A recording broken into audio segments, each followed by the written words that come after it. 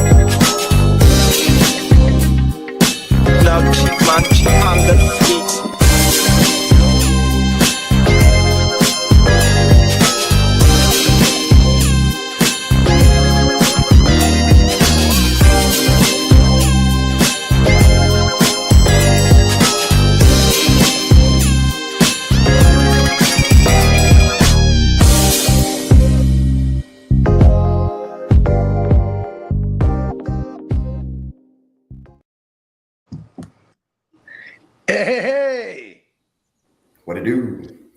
Top of the top. Happy Friday. Happy Friday, fellas. Hey. It's been call me crazy. February like that, huh? You ain't lying. I mean, we got like a week left and February's already gone. And we're entering the third month of the first quarter of the year. Look at that. Well, speaking of that, you are definitely tuned in to another live Black History Month Friday edition of the Wake Your Game Up. Yeah. You know what I'm saying? It's kind of a conspiracy, huh? Why they gotta give it to the shortest month?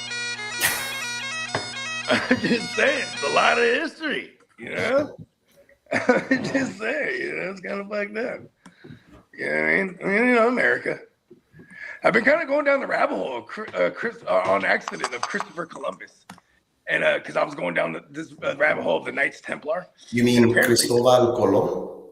Yeah. And look at this. So he wasn't even trying to work for the Spanish. He he got with. First of all, he heard about these big old treasures from the Knights Templar, right? So then he bops at this one broad because she's like the niece of like this uncle and also she was the daughter and the niece of like these high-ranking Templar Knights members, whatever. And she had in her possession all kind of letters and maps and things of that nature. You know what I'm saying? So he married the broad, and then he was super more convinced. So he goes to Portugal, which I found out during this whole rabbit hole going down. They're a Knights Templar state. Like this Portugal was built on the Knights Templar. Anyways, Portugal. He tries to sell Portugal on funding his exhibition. He's like, hey, look, fund my shit because there's definitely something on the other side of the Atlantic. And they're like, duh, because Portugal and the Knights Templars, they've already been there and had vaults over there, and they've been working with West African tribes have been there, all kind of shit, and and the natives over there were already friendly to the Templars. So then Columbus is hot. He's like, man, fuck that. So he goes to the ops. He goes to Spain, who's funking with Portugal, and he gets Queen Elizabeth to fund his shit. But then he puts Knights Templar symbols on his flags. So when he pulls up on the natives, they're friendly to him. See? And he steals all the credit. Top of the morning, Dennis. I discovered it. That's interesting. Top of the morning, the Ginger Ninja. Yeah, shout out to Dennis, man. Top of the morning. Happy Friday. And my 12-year-old now, this is a couple years ago when we first moved here, when she was still in elementary school, they did an assembly, it was like called Around the World History or something like that. And it starts off, it's like it's some indigenous people, the kids are playing these indigenous people, and like, oh yeah, and then there's Columbus. Yeah, I discovered it. And then my daughter, she plays the history police. That was her character. She goes, blows the whistle. Now, Columbus was actually not the first to discover it. And they talk about the Moors. I was like, oh, snap, they tell you all about the Moors? Because, that's one thing they never taught us in history, because, of course, they didn't want to have a crazy, powerful story about it. I learned about the Moors in my Spanish class in high school, like their actual Spanish. That's badass because we're only 500 years removed from the Spanish getting back Spain from the Moors. Yep.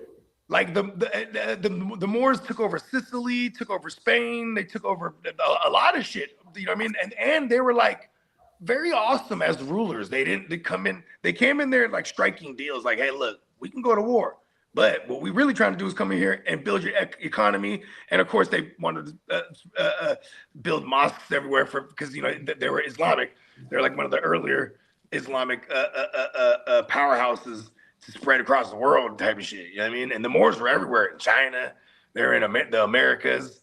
You know what I mean? Like you ever look at them old school Asian paintings, like old school Chinese dynasty paintings, and you'll have like an all black dude in there, like, but color black, not like dark brown, like all black. And you think like, oh, what is he, like a demon or something? No, that was a Moor. They just painted the motherfucker with the black paint. You know what I mean? When they depicted them, these motherfuckers, and they were known to have the knowledge of the universe, and even like legend had magic powers.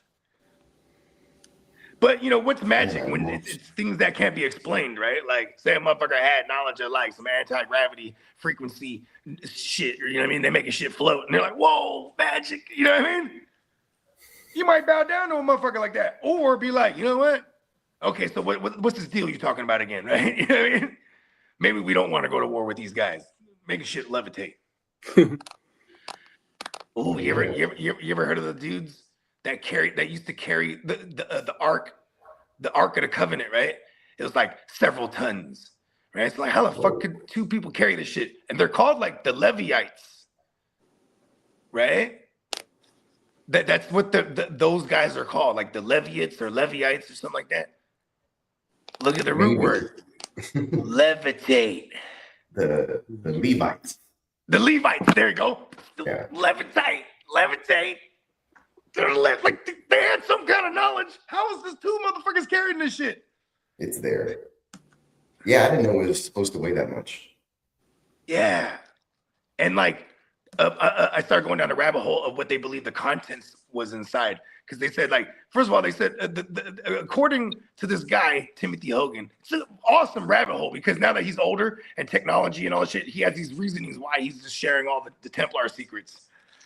And like, he was like, I sent it to JD and I was like, my bad, bro. Don't watch it, actually. He's like, why? I was like, because they talk about Oak Island. He's like, oh, that's my shit. And I was like, yeah, don't watch it then. Because like in the joint, he's like, yeah, he's like, I know there's a show about Oak Island, but yeah, we already cleaned that out back in the 1700s before the Revolutionary War. Because like they have vaults everywhere, like treasure vaults. And these, it's not just like treasures of gold and stuff like that. It's like knowledge and, scrolls and scriptures and priceless artifacts. And you know what I mean? So, and they said they had 6 vaults around the world. And now there's only 2. They consolidated them down to 2.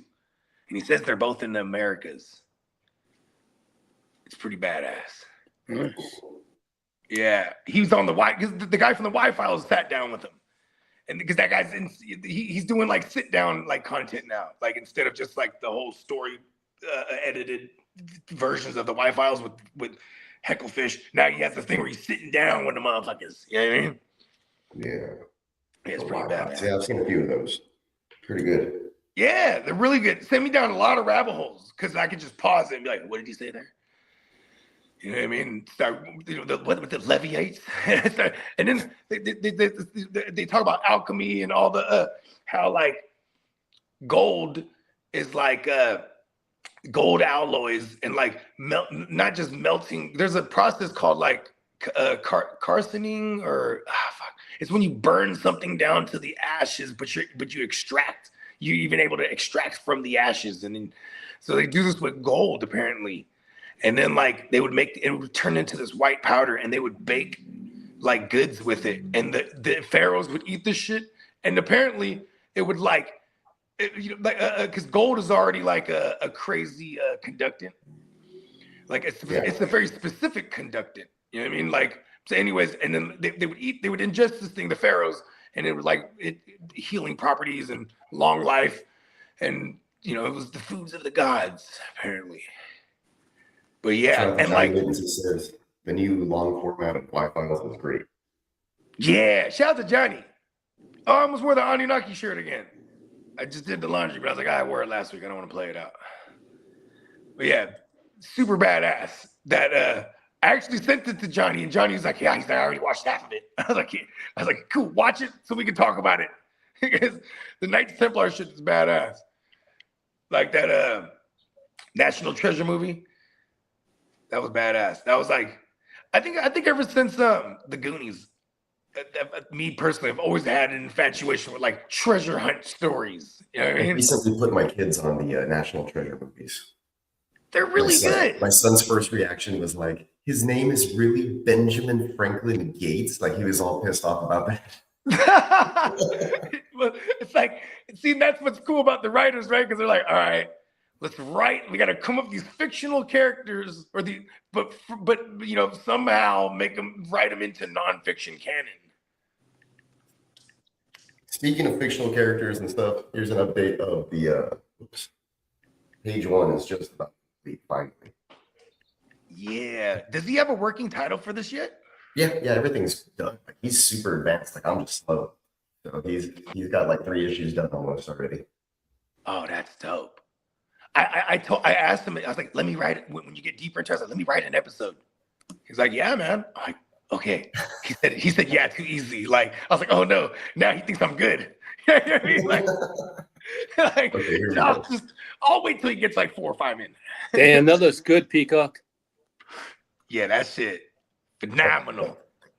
It's tough to see because it's not like a digital share on my iPad. I haven't exported the image yet, but there it is. That is a killer. The graphics on that is amazing. And he drew that shit. I know. I know. That's why I'm mind blown on that. I can't lie. It's mind blown that.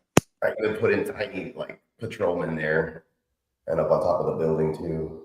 It's to me, it's the detail. That's all I got. It's the detail. The details on page 1 are out of this world, ridiculous. Yeah, I know. I'm like, Jesus. Yeah, when you were talking about how like you found this program that allows you to like pixelate like the big the big dogs, so you can really get into details. Yeah, it's crazy.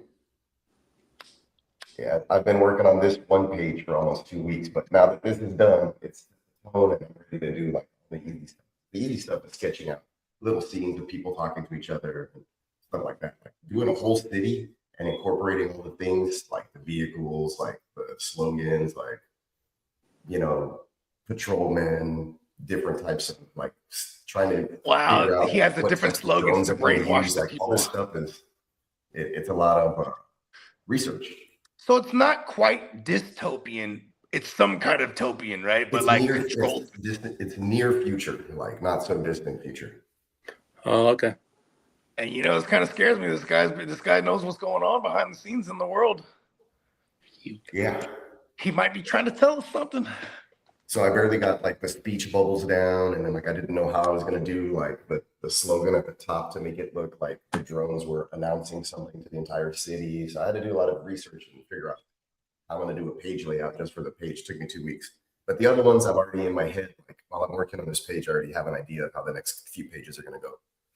Maybe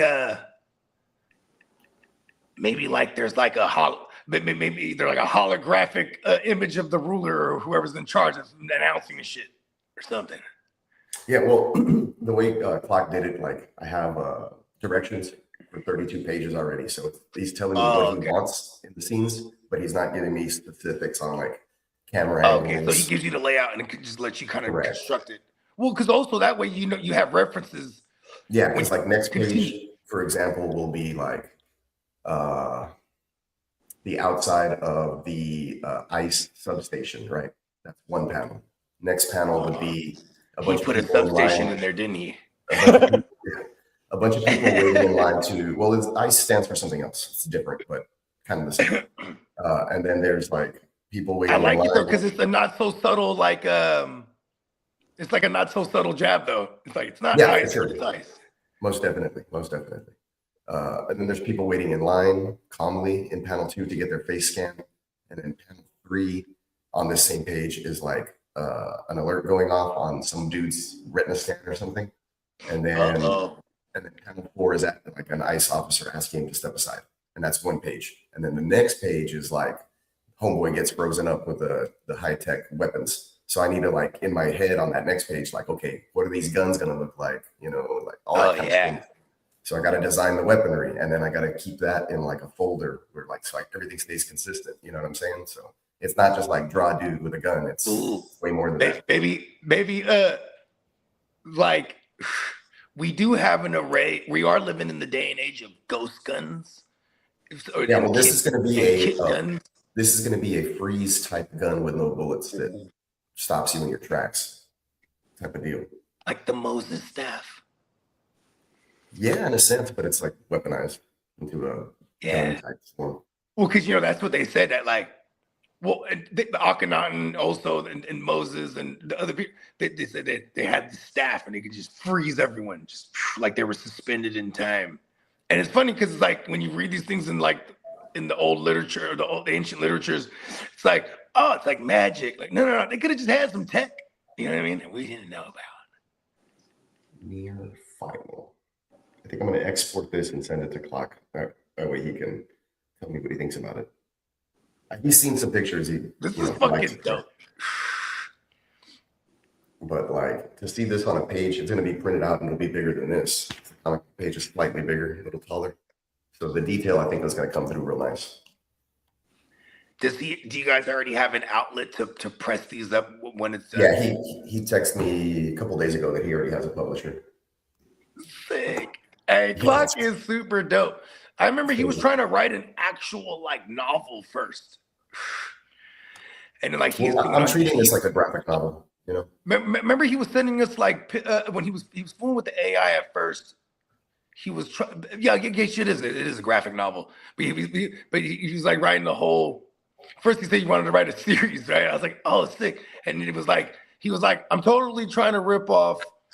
A Dune lightweight. I was like, oh, okay, you know what I mean? But it's funny. It's like, who's not ripping off Dune to a degree? I came to find that out. Like Star Wars ripped off. Yeah, Dune Star Wars definitely. I came to find out, like, totally lifted from I mean, Yeah, yeah, because the it Dune just novel came became out in cool. the 50s or 60s, if I'm not Yeah, mistaken. Dune, And like then the it was books. adapted into a movie by David Lynch that was done not really well in the 80s. Yeah, when Star Wars was already like big shit. Right. Yeah, 'cause I Yeah, the remember- budget wasn't big enough, and he couldn't shrink the story down into like a 2-hour film in the 80s, but it's still done pretty well. I like David Lynch is one of my favorite directors. So Cool. rest in peace. Oh, that's right. You did the film school shit for a while Yeah. there. Yeah, David I did, Lynch. And what other joints would I be familiar with? Mulholland Drive. That's like a 1950s noir set in LA. I like noir shit. Yeah, that's probably one of his most famous ones. But Nick And Cage just was a bunch in. of narration in the guy's head, stuff like that. Not necessarily. This is more. Well, maybe yeah. There's probably some of that, but Is not he like a all. detective? Yeah, definitely like one of those. Yeah, because like that's what I appreciated about that the newer take on Batman, because they took more of a noir approach, like where he's kind of quietly thinking in his head, doing detective shit. You know what I mean? That's what Batman's supposed to be about. You know, Exactly, right? But yeah, he also did Blue Velvet with Dennis Hopper comes out there, and some Italian actress, Rosalind Bellini, I believe. I forget her name, but You know, really hot chick. I Yeah, don't. My he did, kind of he did Lost Highway with Justin Theroux. Laura Dern comes out in a lot of his stuff. I did a movie called Inland Empire, was one of his last ones in 2000. the Inland Empire. Oh shit! And He did, SoCal. yeah, he does a lot of meta movies about Hollywood. They're all like meta, like crazy. He did another one with Nick Cage, Laura Dern, and Willem Dafoe called Wild at Heart. That one's crazy. Willem Dafoe is meant to look like a dickhead, literally, and then he gets his head blown off by a shotgun, which is crazy. Hold on. He makes his head he makes his head look like a dick. The director, David Lynch, with this character, Willem Dafoe, he purposely makes the guy look like a dickhead, literally. Like he puts a pantyhose over his face and kind of squishes it down, and it gives that effect. But like he doesn't go out there and tell you that. But if you're a study of film or whatever, and you look for themes, like you see shit like that all the time. And so the shotgun scene with his head exploding is exactly that. It's supposed to like mimic an orgasm. Anyways, it's completely crazy. Have you ever went down the rabbit hole of Captain America, or not Captain America, Captain Planet? Yeah, he was created by Ted Turner to I didn't know this till yesterday. basically trump all his competition, which was all these big political guys that were political powerful guys, because they were like oil tycoons or whatever, and lobbyists and stuff. And so he was attacking. Yeah, and those were all the bad guy characters. Exactly. In the show. And those things correlated with what was happening in the world at the time too. So if there was like bullshit going on in, I don't know, Brazil about like deforestation and oil or whatever, like that bad guy was coming up that week in that episode. So yeah, I've gone down the Captain Planet rabbit hole. I was like, wow, newfound respect for Captain Planet and Ted Turner even. With our powers combined. He had so much money that he was just like, fuck, like, I guess apparently just to get it off the ground, it was 20 million. And then like to expedite the process to make episodes like almost in real time, like you said, to address current affairs, you know, he was spending big bucks because, you know, so back then the animation used to take like 6 months for an episode, right? Something like that.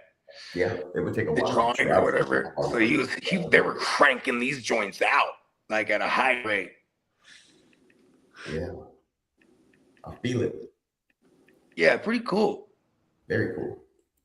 Right? Mm-hmm. Like, I'd be forgetting how dope. You got forgetting the dope appreciation for the animated art, even when it's you know, maybe even if it's computer generated majority these days for a lot of these like the DreamWorks joints and all that, but they still derive from someone drawing it or creating it first. You know what I mean? Sure. Even the AI stuff, I mean, they've drawn from previous artists. It's AI, it draws, pun intended, from databases of other things that already exist. Like real artists.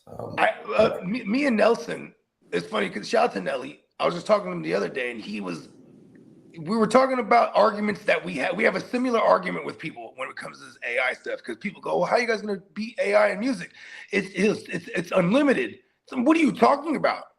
It is limited to the databases that they could draw from. And like, so, you know, like right now, I was talking about this the other show. It's the uproar of producers right now that just realized they've been uploading their shit to these sites that are compromised. They're just it's like straight up hand over fist forking over a bunch of databases of up and coming producers' beats for these AI music generators to draw from. And then you go, oh, I have original stuff. Look at it. I just made it out of nowhere. You know what I mean? Yeah, that's why, like, I have Adobe Creative Cloud. A lot of the stuff goes into the cloud, and then they tell you, like, this stuff is, we can use it or draw from it, or people can remix it or whatever. And I'm like, crap. So that's why I stopped hand drawing stuff and putting it up there specifically just for graphic work for t-shirts. And now all that other stuff is on the iPad in this other app where, you know, it's not until I export it or somebody wants to purchase the art that I can send it to them. Are you, so when you're on the iPad, drawing on the app, are you still drawing on paper first and then uploading in there, or like how does it work when you're using the app?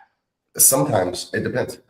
You can you can draw onto the. You can draw on it in a layer, and I do like a blue or red pencil layer, and then I'll put a layer over it, and then do the final over that, and then start building. So and then I can delete the layers underneath, or I can draw on a paper like I did with this particular one that I did. I drew the base outline on a pad, and then I took a photo with the iPad, and then I uploaded it, and then I highlighted the contrast, took out a lot of the pencil lines, and I had my base, and then I built layers on top of it.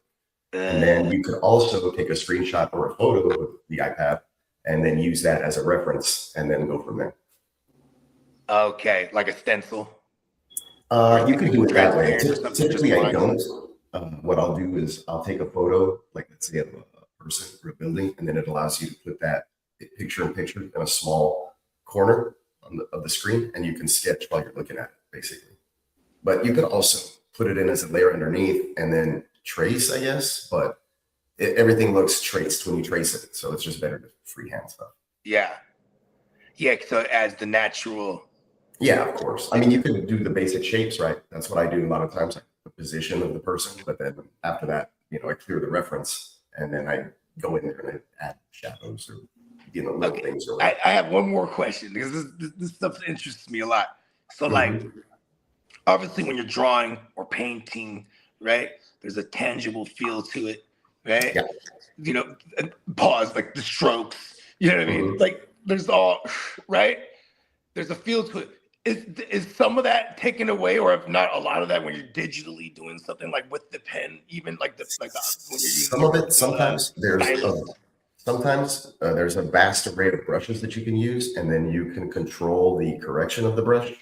So, okay, word. A lot of the times, you could digitally arrange how you would be physically in life. You can calibrate it. There you go. Where the pressure will, like, if when you're real light and you're going, it's light, and then you push down and it gets thicker like a brush, so you can actually mimic the stroke. Oh, that's fucking bad. And then after a while, you get to touch for it. Yeah, you have to set that parameter for each brush, and there's like thousands of brushes. So and then you save it to set. Yeah, so it takes time. Your knowledge of brushes, you know which brushes to go for. So you can set those brushes aside and put them in a set.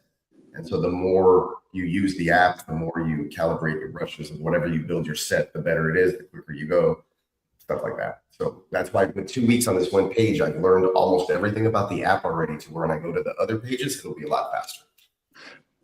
Like yesterday, I learned how to like rasterize text and then highlight it and then put it in transformative phase and then hit free, so that I can change the perspective and angles on text to make it look like it's moving away from you on a building, and it matches up with the actual. Oh, sick. And like I thought I was gonna have like to a Star Wars crawl kind of looking thing. Right. And I thought I was gonna have to export that and bring it into another application like Photoshop or Pixar or something, and then do it there. But I learned how to do everything on here. And this is basically like Photoshop, but it's all free on this app. So anyway, I have to watch ads. I could pay for a membership. I'll tell Clock maybe to pay for my membership. It's really cheap, but other than that, like I watch a 30-second ad and then I can use everything for free for 3 hours. We totally need to do like a music video comic book thing. Yeah, so this doesn't do that I know any of the video animation stuff that I do with my Adobe Creative Cloud that I do. No, but hear what I'm saying, right? Like, do like a mini comic book. I got you. To a do song. a comic book, and then from there I can take all those images and make a music video. Yeah. Comic book style. Yes. I could totally do that. I mean, it would take some time, but I could totally do that. And I would definitely fund this.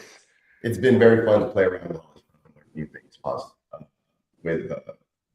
using stuff on this app and then just doing things digitally and like trying to get the process down. Because I was going back and forth like how I wanted to do things, but with this app, I got this one song already in mind with me and JD, little brother, with me and Franco. This shit crazy.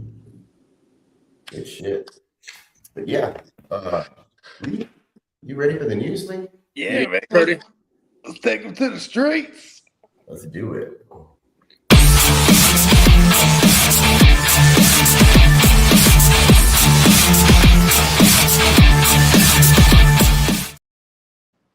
Good morning, fellas. Shout out to Kidda and shout out to JD. Hey, shout out to the fellas. Fellas. We got 30 Sundays until week 1. I like it when you break it down like that. Pause. 30 Sundays until football's back. That's not a lot. No, it's not. And we also have I miss it dearly already. And we also have, for us, we have 182 days until the LV West Side draft. Let's go. Pump for that. And the countdown begins. Sure. Or continues. Yes. Well, Peacock, do you mind hitting that injury drop? Yes, sir. Let's go. Thank you.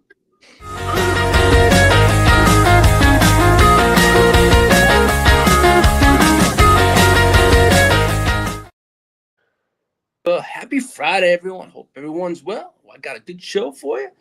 Well, on the injury front, Oregon offensive tackle Isaiah World tore his ACL in the playoff game, will not attend the combine, but for those in the drafts, he's going to be a great steal. He'll be a late round pick for me. Now, as for what position does he play? Hold on. He's a guard, right? He's an offensive tackle. Oh, he's a tackle. Sounds like somebody the Texans would take. Like, give me that. Yeah, he's gonna be I think a late round steal, but it's not gonna be a late round. Maybe like a second.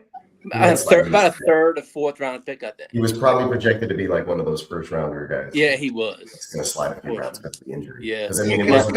When did there was a first round draft capital tackle for the Chiefs last year, but same situation. He was coming off a torn ACL. Playoffs.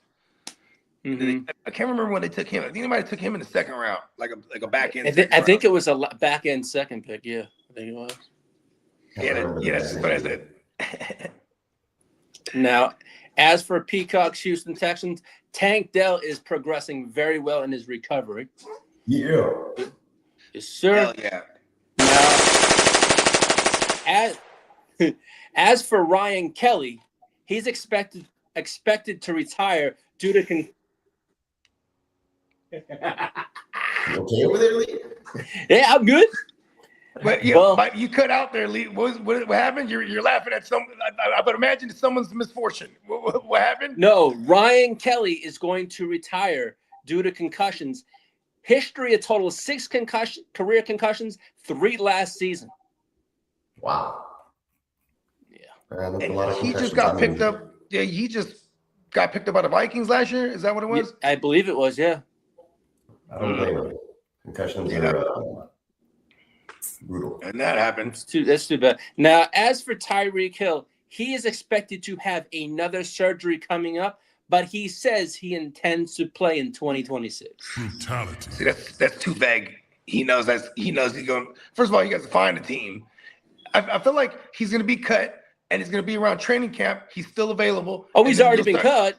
He's already been. Okay. Oh, yeah, that's right. He's already been cut. So I think he's going to float around till like maybe training camp time, maybe like July, and then he was going to start putting videos out of himself working out and running and doing shit like that. And then you're like, oh. And he already did put one out yesterday of him working out, lifting weights.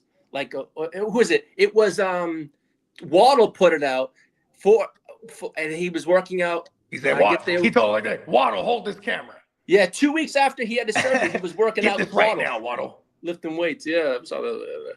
But no, I mean, it's, Remember, Waddle, you're forever on number 2. yeah. Well, no. Now, Robert Woods announced his retirement. So Farewell, Bobby Trees. Yeah. Super Bowl champion Bobby Trees. Yeah. Houston Texans legend. Yeah. Man, that guy could block for the Texans. He definitely could. Yeah. Well, Lane Johnson, who was pending retirement, he's going to return for 26. As for Landon Dickerson, he is planning to return for the Eagles. Both will be back next year. Wow, so that was just kind of all smoke. Yeah. Now, Percy Harvin came out and said he revealed that he played almost every single NFL game while he was high. Come on. Cool. Yeah, he's smoking the weed. Perky Harvins. Come on, right? Yes, Throw it sir. in there. Now, Peacock, do you mind I mean, shit, no one got shit on Derek Wolf. Who? Derek Wolf. You remember him? He was wreaking havoc on your Chargers in that whole division for a while. He's flipping Broncos. Okay, yeah. But he said he used to microdose and there's even been times he would hero dose and play. But he said yeah. I'm like, that's crazy. That is, I don't understand how you do that. Yeah, And that was a part of the whole Super Bowl run and everything. He was on Joe Rogan talking about it like years ago. Like, yeah, shit, I'm on mushrooms when I used to play. Like, what? Yeah, sometimes a microdose, sometimes I even take a hero dose. He said this whole Super Bowl run, everything. All the playoff games. Yeah. See it before it was happening is what he said. Yeah, I believe it. He was in the future. His third eye was. He did have a pick too in one of them playoff games when they went that Super Bowl run like 11 years ago. Yeah. Wow. Peacock, I'll need that cap drop. We got the cap. All right, let's do it.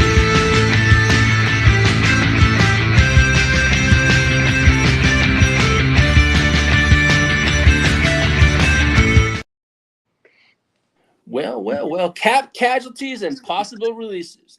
The Saints running back Alvin Kamara is due an 18.6 cap hit, 8.5 post-June 1st savings if he's released. You know, when they say cap casualties, and I heard somebody floating around on, I don't know, YouTube shorts or whatever, but he was like, when a team says that it could be a cap casualty, that just means that they don't think that player is worth what they're asking. Money. Yeah. I actually wrote a bar because I was like, I heard this saying haphazardly, and I was like, oh, I love that saying. He's like, everything's like disorganized. And I was like, ooh, yeah, they ain't even work what they get paid at annually. Future cap casualties. The organization haphazardly. Like, yeah. Now, as for log that. Yeah.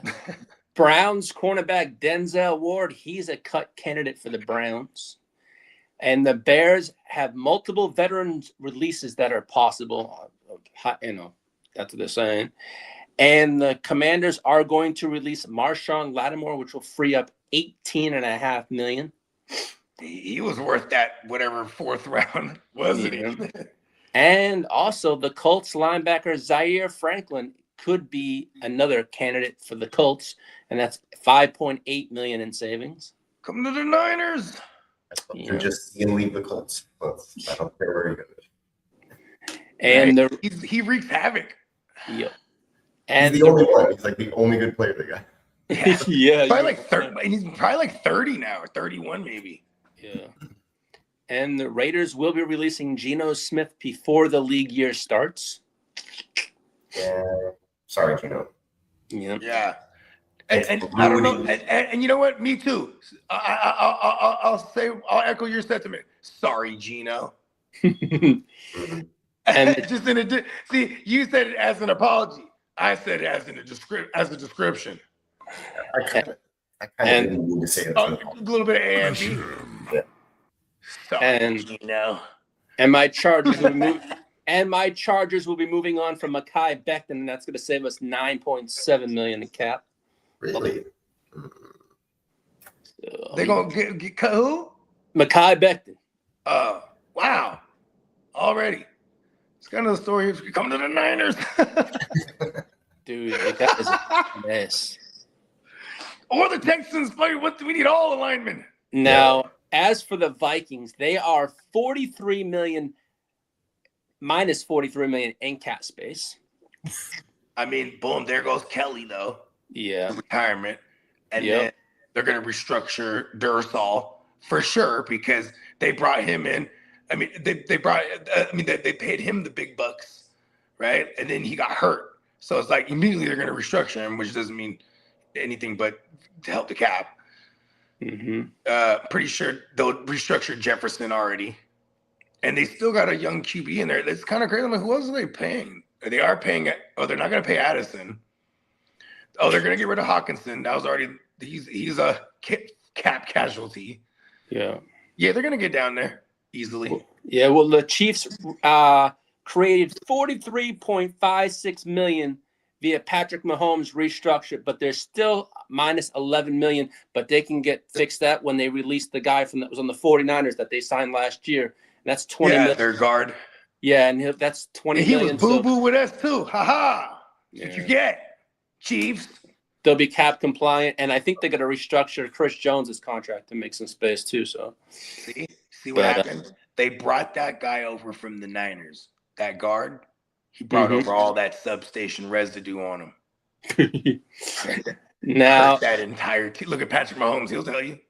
Yeah. Now, as for the Dolphins, they're preparing to take on that $99 million dead cap to release Tua, and that could be very soon, they're saying. Cap casualties. Yes. The Falcons are unlikely to bring back running back Tyler Algier. Yeah. Why? Don't know. The Falcons want to bring him back? No, they are unlikely. Oh, yeah. My bad. I had not selective hearing, but fearful hearing, I guess.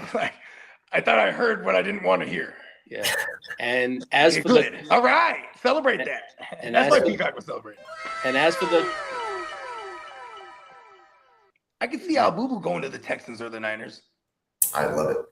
I'd love to take him over the Chargers. Because we try to do a Brian Robinson. You have him already. What the hell? And no, as a complimentary back. Calm down. Just want everybody. You already got McDaniels. You enjoy McDaniels now because the moment you guys have success, McDaniels is taking the head coach's job. I hear you there. Usually how it works. Yeah.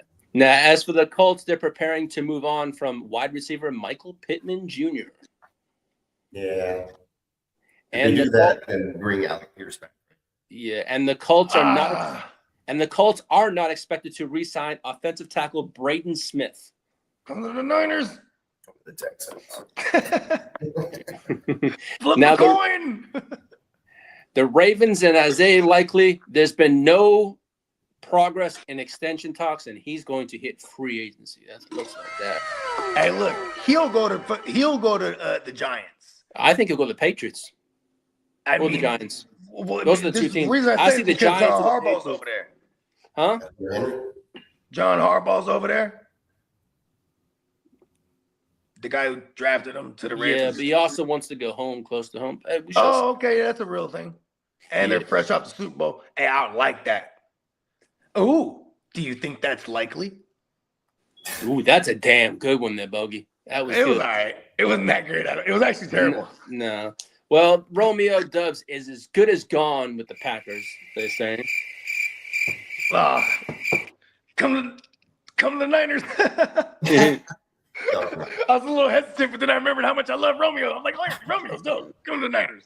Well, Mike Evans plans to play 2026, but there's a 50% chance, a 50-50 chance to return to Tampa Bay. But right now, everything they're saying is the correlation is to the Buffalo Bills. That's where it's been really they're high on this. Mike Evans to the Bills. How many times do you think he flips the coin?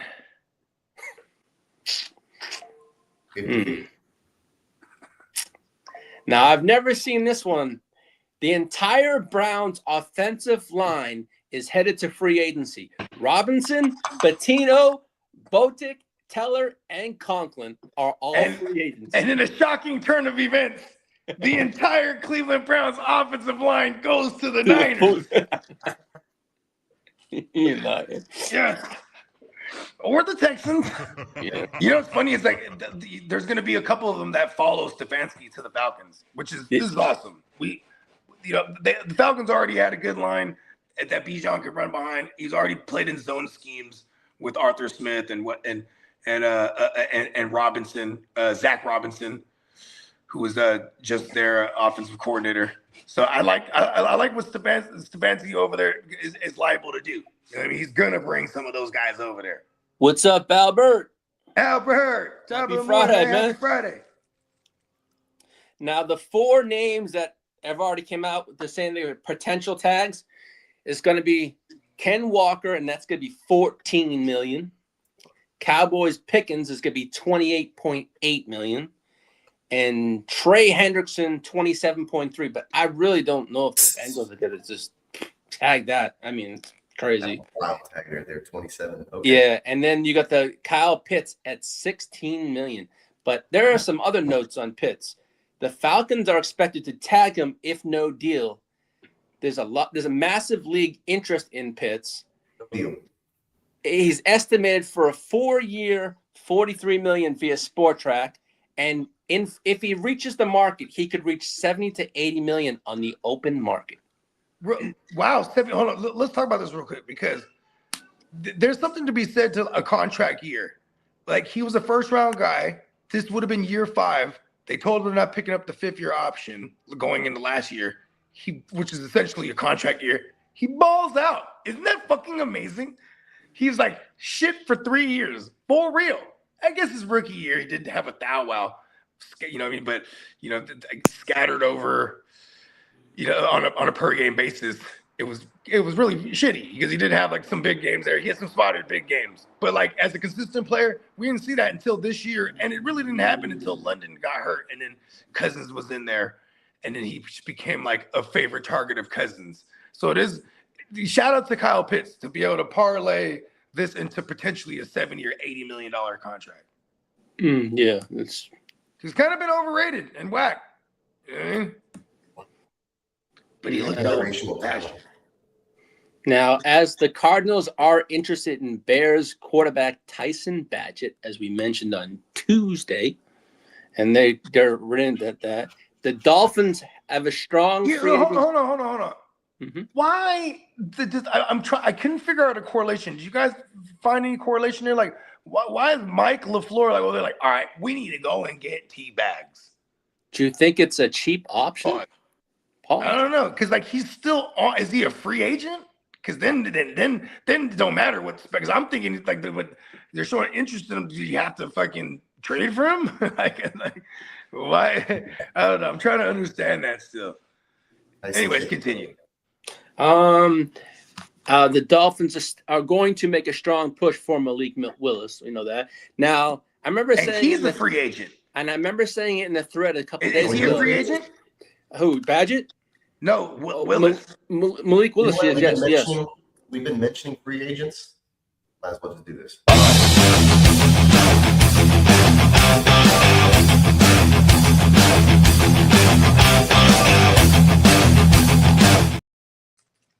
Now, also, Jimmy G, porn star Jimmy, the Dolphins are going to target him in free agency because of the Bobby Slowick connection. Karamia, that was her name.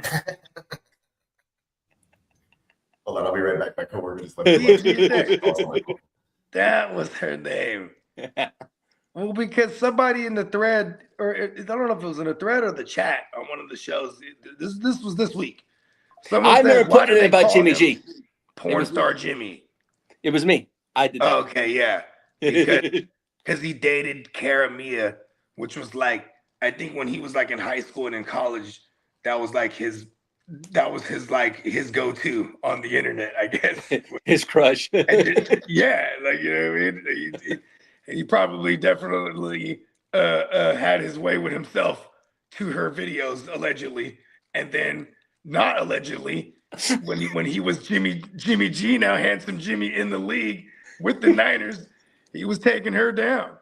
Yep. Well, crazy Kirko Cousins could rejoin the Vikings possibly. They're very interested in a reunion. And the Vikings. Do we have an official? Hold on. Do we have an official word? Is he? Because they keep saying that they might give him a post June 1st cut. Are they going to cut him though? Like, is this a cut? Period. I think it's going to be a cut, and possibly he resigns with the Falcons on a 1-year deal because Penix is not going to be ready. I don't think. He claims he's going to be ready, but there's a strong correlation there to keep Cousins with their new head coaching hire, because Stefanski, he took over. He took over as the OC that first year they got Cousins in Minnesota. They were together for about 3 years. Yeah, it was what he did with Cousins and the Vikings, which got him the head coaching job with the Browns. You know what I mean? So like it behind the scenes, they're probably taking a look at I was gonna call him Penix. they're taking a look at Penix. Pause. And if they know something that we don't know, obviously they will. It'll be a tell if they sign Cousins back, because I could definitely see that, or it'd be a restructuring of his existing joint. yeah. Because that's what it is he's still on a crazy deal that, you know what I mean, his good ass agent got him.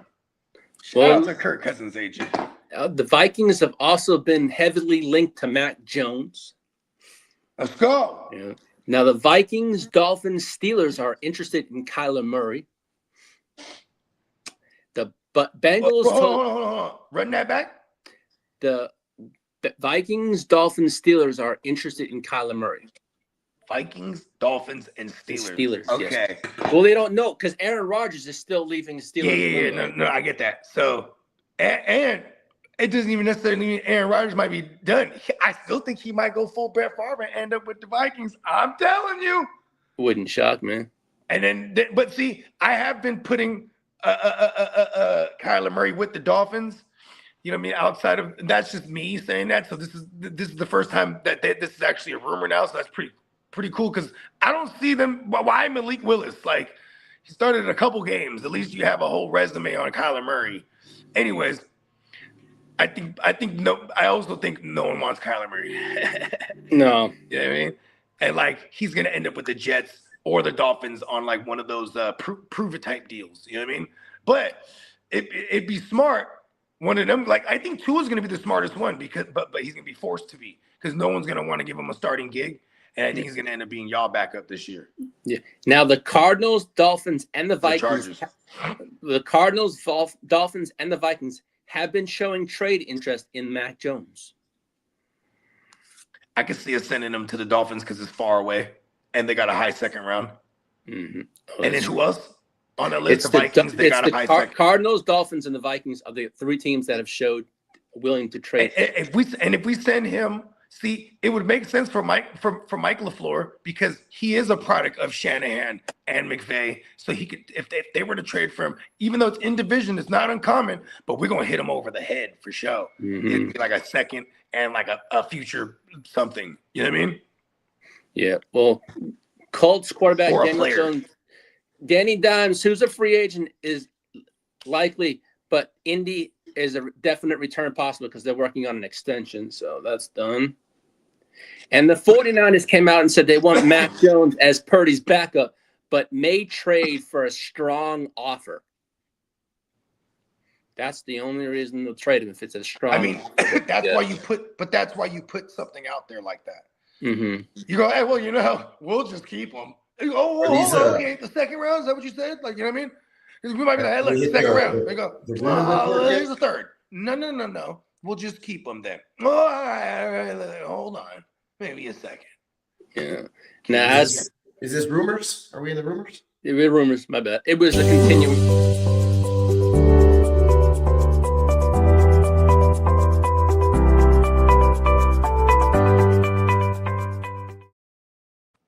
And DJ Moore could be available for in free agency. Damn, Lee, you're talking before the drop even finishes. Yeah. Hit the drop again. Let's do this again.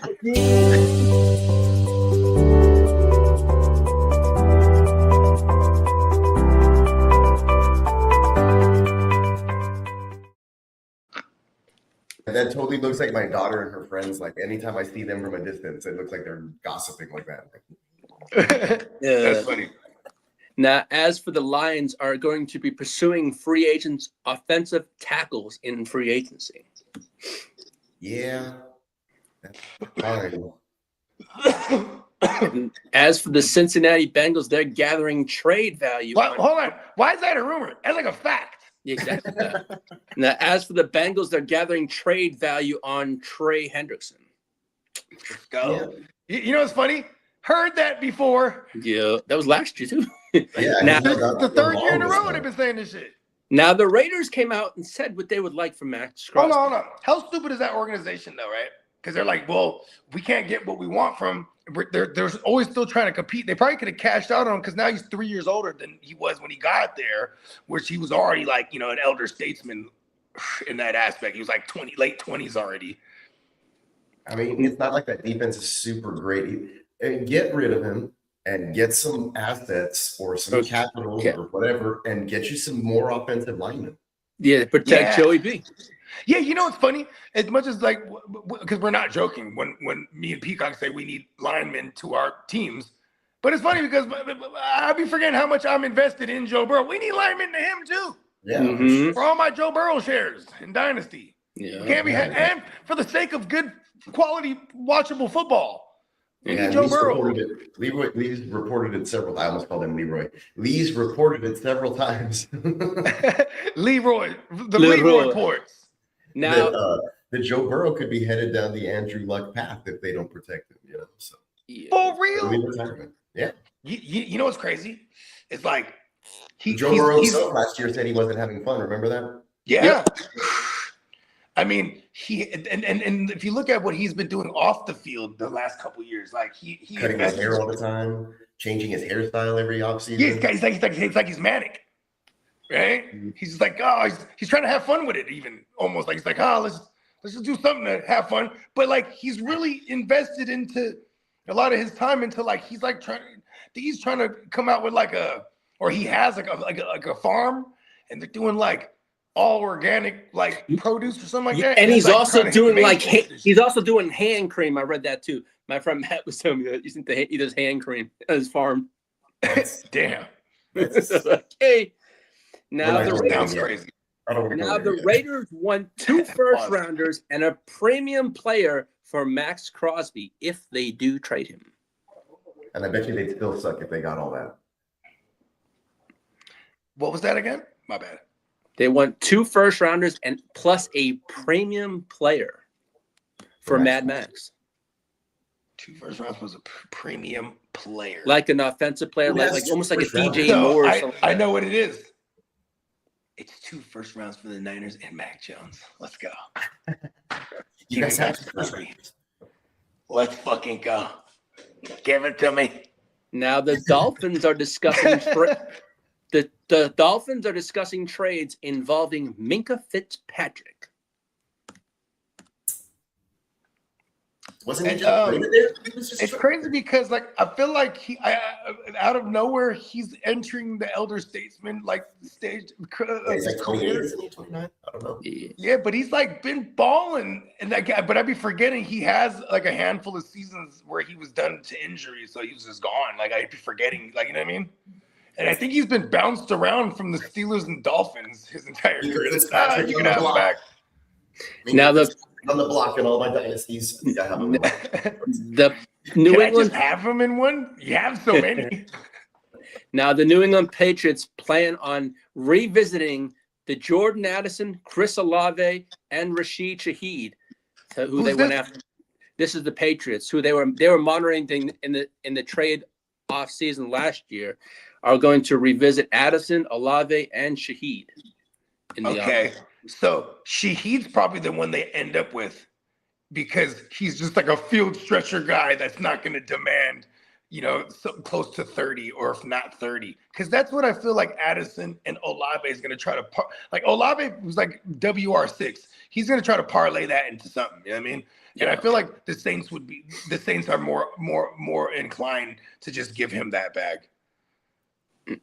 Now, I see the Patriots, if they're going to, like, I see them getting an AJ Brown if they're going to get an alpha receiver. Like, you know what I mean? No, AJ Brown.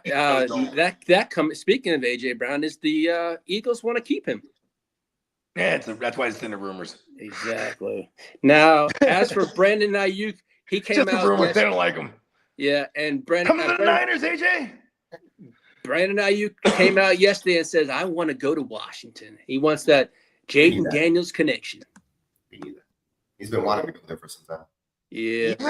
Isn't it crazy? It's because like they call us, as a derogatory term, the 40 whiners.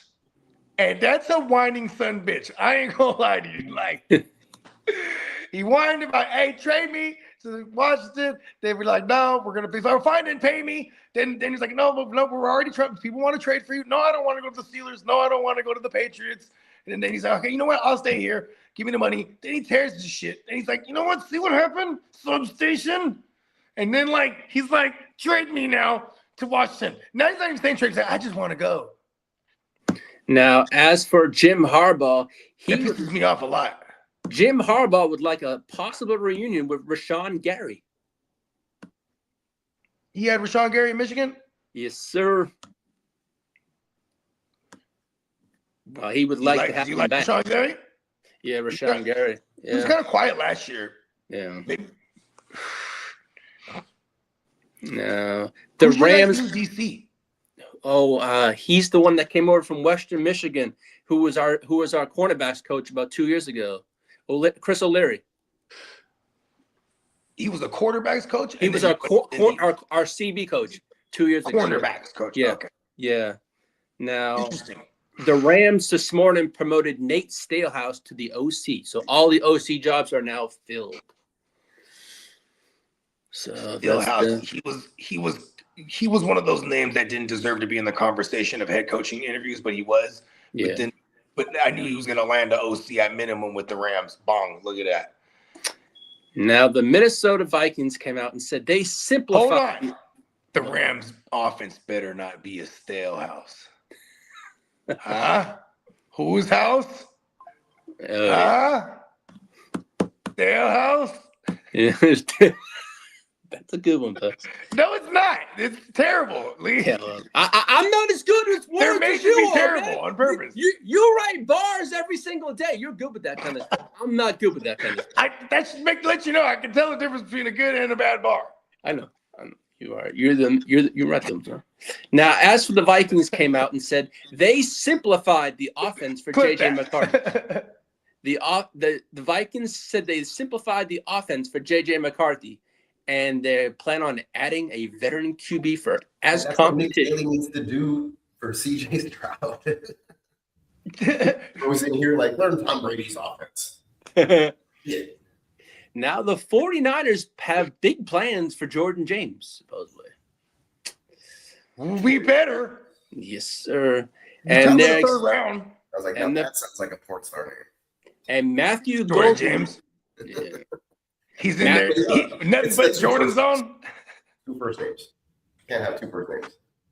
And Matthew Golden. Steve Francis. And the Green Ray Bay. Allen.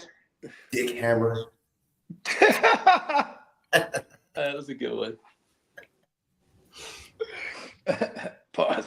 Now, as for Green Bay's Matthew Golden, he's expected to have a bigger role in 2026.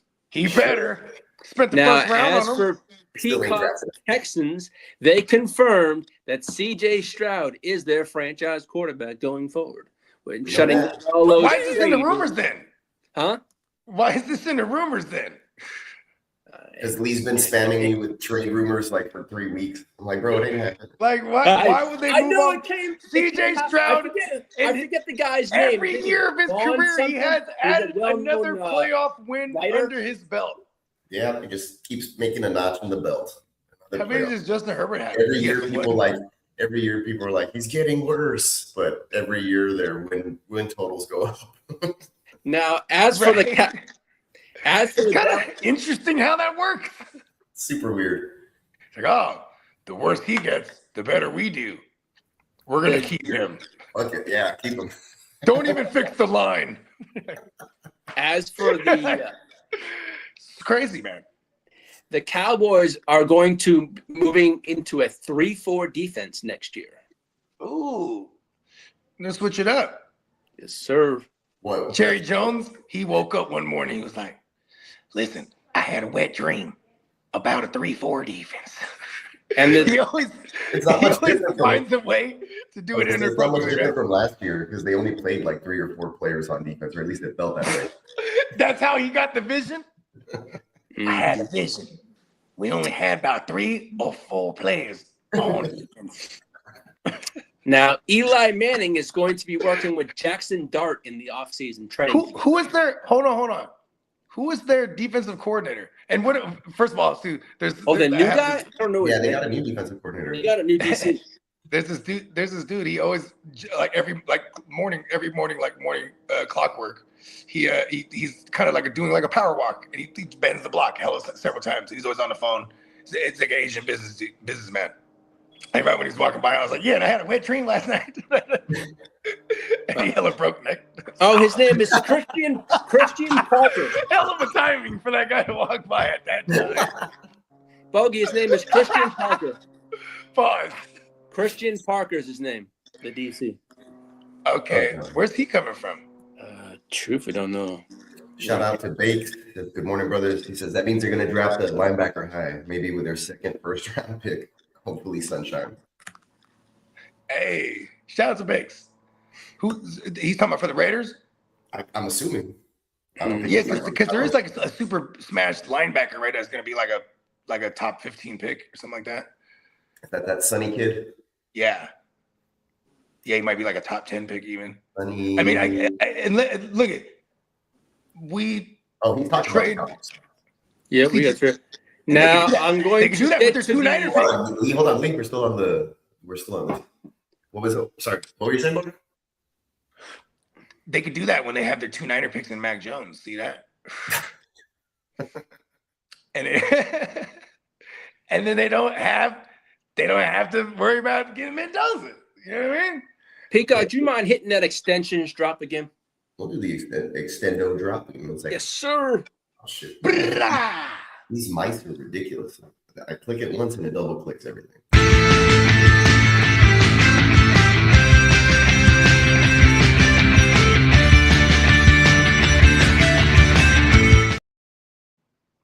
Well, I know Peacock. These are real quick. Yes, sir. Double clicking the mouse is also slang term for when women self-serve. What's up, baby? Continue, Lee. Well, these are projected. I'm a doctor. These are projected contracts from Sportstrack. Will Anderson Jr., 5 years, $235 million. Give him the money. Pay the man. And as for CJ, They better do it now. Yeah. That's the because problem. he's only going to get better, and he's going to be like, well, Yeah. 50 now. Yeah, exactly. And he seems like the type that's like, you do it now, you extend him, he's going to be like, so grateful. Thank you. 5 years, putting in the work. You know what I mean? Yeah. It costs a lot of money to keep the lights on in the house round the clock. He's scared of the dark. It's because his sisters used to lock him in the basement with the lights off. So now he's going to have all the money in the world to power the house forever. Yeah, they say he's going to reset the market. He's the guy who was raised by like I think 3 or 4 older sisters, and all of them play like college, like they're all college athletes. Also, like they're ballers in their own rights, whatever. So My sister's 9 years older than me. I have like memories when I was like 5, 6 years old, where like she's babysitting me because so that would make her like 14 or whatever that is, right? She's babysitting me, and like she'd be like, oh, I'm playing outside. I was a dirty kid, which ironically because I'm super OCD as an adult. Long story longer. Go take a shower. And then when I'd be in the shower, she would go in there with like a thing of cold water and just splash on me. oh man, And that shit used to do. Oh! Like, you know, you're in the, like right when you got out the shower, you know what I mean? You just turn off the hot water, you know what I mean? And she laughs. And that shit is always stuck with sucks. Me. Although they say that's good for your pores. So she was just trying to help me this whole time. Yeah. They also have CJ Stroud for. That's why I'm not afraid to just jump in some cold ass water these days. Thanks, sis.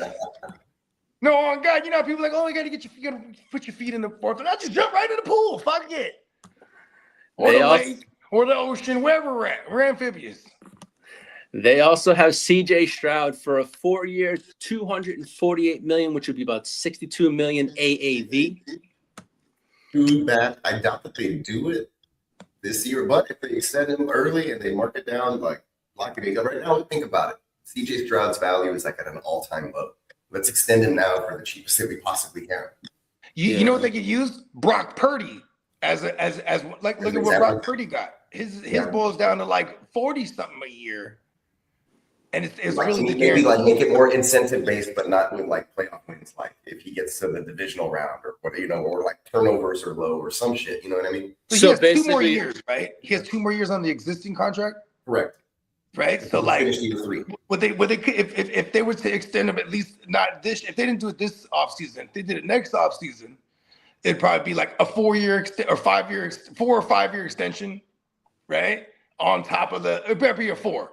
On top of that last year. Look at it, right, and say, like, okay, let's say they don't extend him this year, but then he goes out in year 2 with Nick Haley, things click and he plays great, then you have to fucking pay him the bag. Oh, yeah, that is true, huh? I would, if I was considering, be like, look, CJ, here's the deal on the table, like complimentary to the Brock Purdy type deal. We're not going to give you 40, maybe 50, not 60 like you're projected. We're going to meet in the middle around 50. Yeah. You know, take it now. In the event that, you know, you get injured or you don't have a great season, you're already locked in here. That's what I was. This was crazy because if he goes on his same trajectory, that means he plays worse, according to the people. But the record of the team is better. They get 13. Then what do you do? No shit, right? You're like, we're gonna give you that same 50 again. You should have took it last year.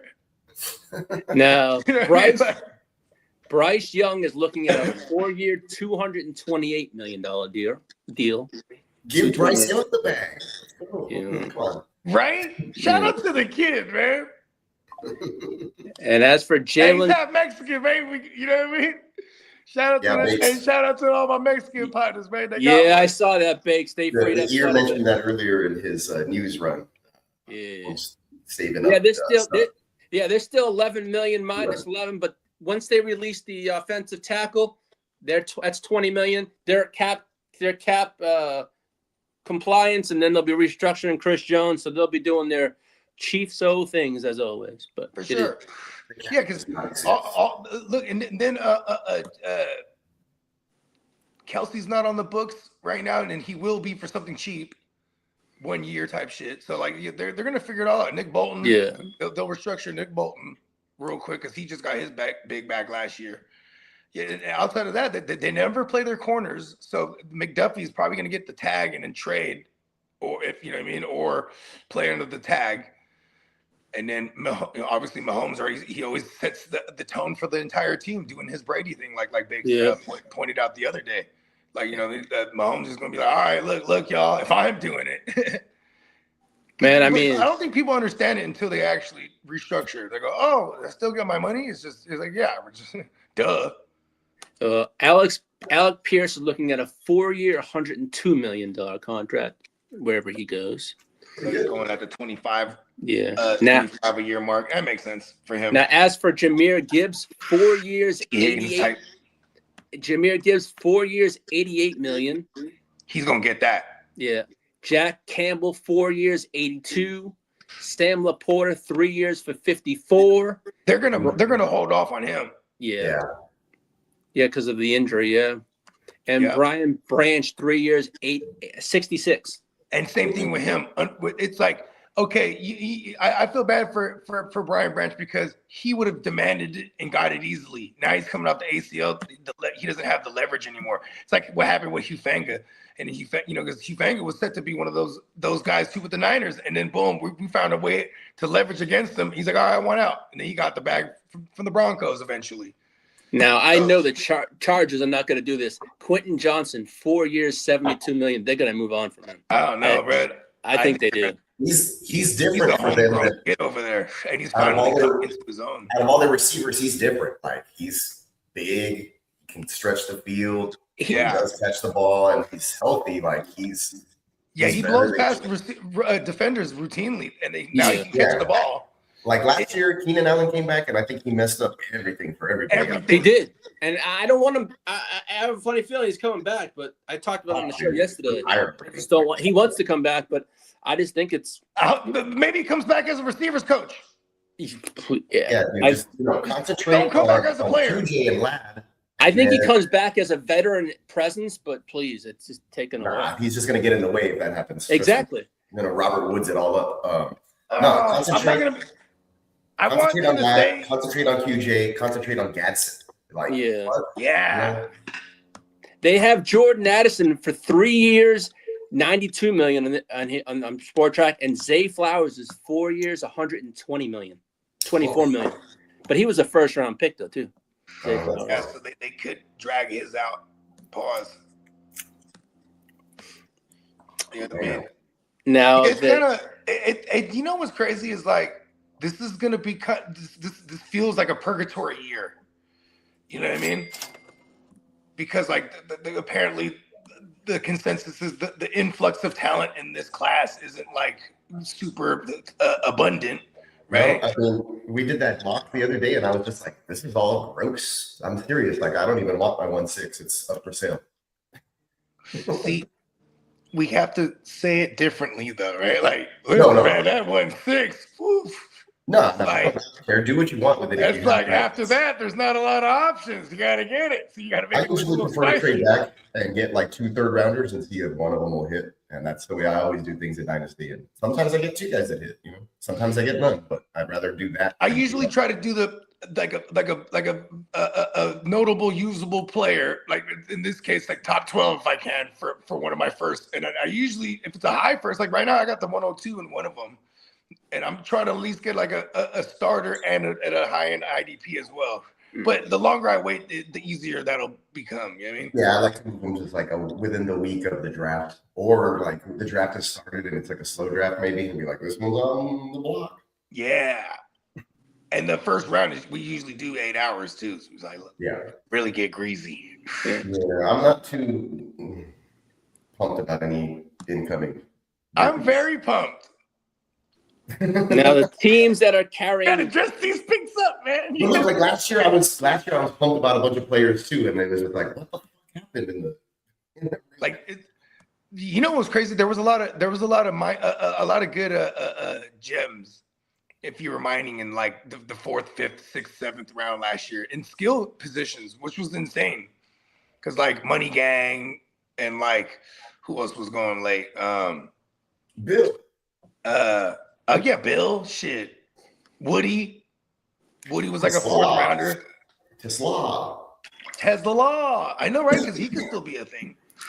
Yeah, everybody who hit last year was like free. For real, huh? And then like this year, it's like I thought I didn't know it was a rookie draft, a rookie only draft. So then like when I saw Dennis picked up the first one, I was like, damn it! If I knew, I would have took that one. He'd just be like, ha.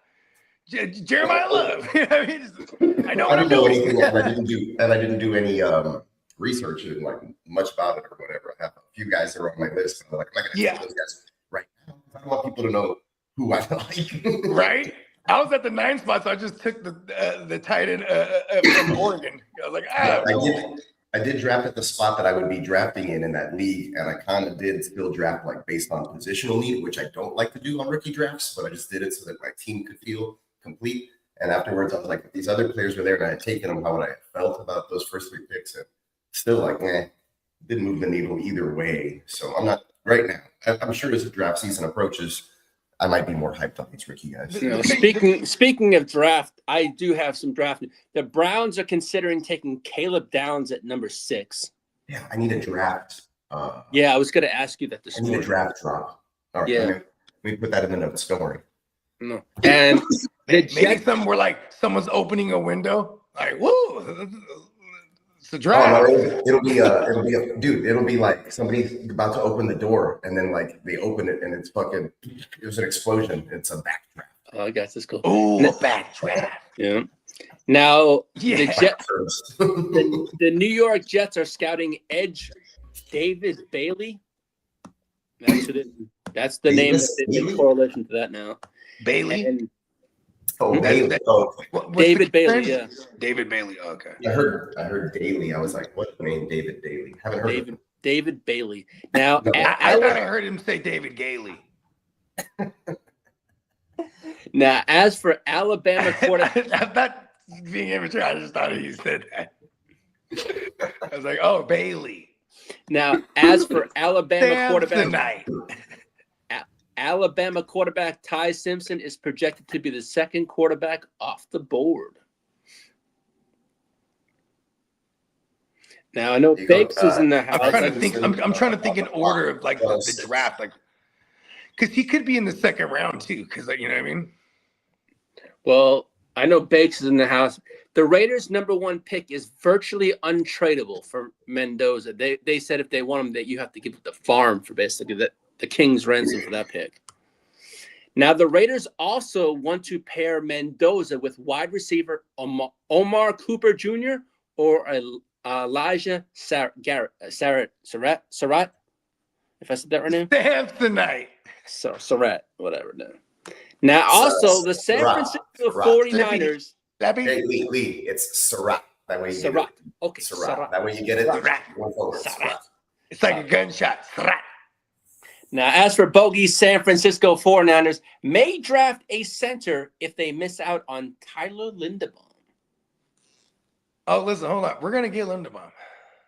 Go ahead. I hope the Texans draft a center. I'm out on Linderbaum after what I kind of saw yesterday. Listen, we'll take him. We'll take him. Go ahead, drop $20 million on him. Let's go. Give me McGovern. Let's go. I got it. I'll throw some fade on it. Well, now, as for actually, I'm gonna need the business. Is McGovern Irish or is he Scottish? Yeah, he's a free agent for the Buffalo Bills. Oh, McGovern. McGovern. I'm gonna need that business drop. What's the McGovern name? Yes, the bagpipe. Anytime we can find an excuse. Yes. If Peacock could let me have For that all business. our Celtic Warriors. Hey, I got Peacock.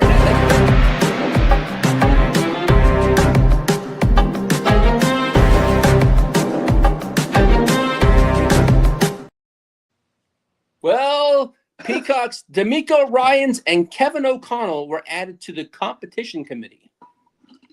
All right. Yes, sir. Now, as for Bogey, I could see D'Amico Ryans going like, listen, you gotta let us hit harder. And then Kevin O'Connell's talking about, well, now that I'm here, they didn't hit less, so my guys can throw the ball. And they're no, hit harder. well, Bogey, your 49ers are hosting a game in Mexico City in the Wow. I made a couple Estrado. phone calls. You got Mexico We're going City. double international. You got Australia. Come on. But the 49ers are projected to travel 38,100 miles, which is going to be technically the most ever from in an NFL season. Hey, look, man, we should be writing history all over the world. The whole world wants to see the Niners league. The whole world. I ain't saying that. I ain't saying. My team was like that 2 years ago. We were well traveled, man. It's going to be a toll, but hey. You watch out in Mexico. They do the laser pointers in the eyes of quarterbacks. Yeah. Well, if the cartel wants a certain team to win, then they're going to win. Yeah, dude, for real. I'll have you know they love the Niners. When the Texans played versus the Raiders in Mexico City a couple years ago. that was like 3 years ago, wasn't it? No, it was several years ago. Lamar Miller was there. Brock Osweiler was the quarterback. Oh, okay. Now, because that was when they were like putting They were like, okay, who do we put in these international games? Yeah, they're like, oh, Texans and Raiders makes sense. Yeah. Let's send them to Mexico for sure. Like they're actually sending quality teams everywhere now, which is Yeah, kind of crazy. But it was like the Mexican fan base, and it was like, it was a good game. Oh yeah. Yeah, I remember that game. I think it was. I want to say it was like a primetime game too, right? Mm-hmm. You got to give Lee a script. That's the thing, Commissioner. You got to give him a script. How can I get Lee to be this talkative on my show this time? We call it on the GWN network. Ear is not the ear; he's actually the mouth. Yeah, but he's like the robot version of him, though. The robot mouth. Hey, Commish, next time I'll come with a script. How's that sound? There we go. I'll come. No. Scratch that. You're gonna have an earpiece with me on the other end. let me feed you the lines like a teleprompter. Obi-Wan I'm Ron Burgundy. my ear. I'm Ron Burgundy. Well, speaking of the commish, he's in the house. The Chicago Bears, they raised the goddamn freaking season ticket prices by 13.5%. What the Come on, man. That's what because they need to get this money up. They need to get the chicken and the money because they're gonna get a new stadium. Yeah, Look, speaking of that, the Bears stadium I used announcement. to, my tickets where I usually buy my seats were $184 plus tax. Now those same seats are $400 plus tax. Why? The Texans went from winning 3 or 4 games a season to 10, 11 games a season. So that happened. You know when I sold my share of the season tickets that I had for almost a decade? Or actually, yeah, it would have been the 11th year.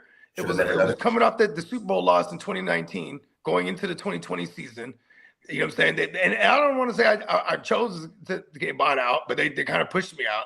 Oh, I was going to say, it was a couple that owned it. You know what I mean? It was my man and his wife. Did you buy a Super Bowl ticket though? Yeah, and then like I was like, ha! When the COVID shit happened and no one could go to the games.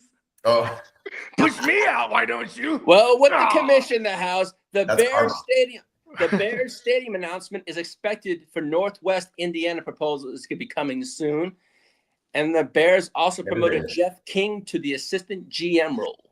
Ooh, what's that? The Bears promoted Jeff King to the assistant GM over in Chicago. Hold on. I got something for that. There is a new king.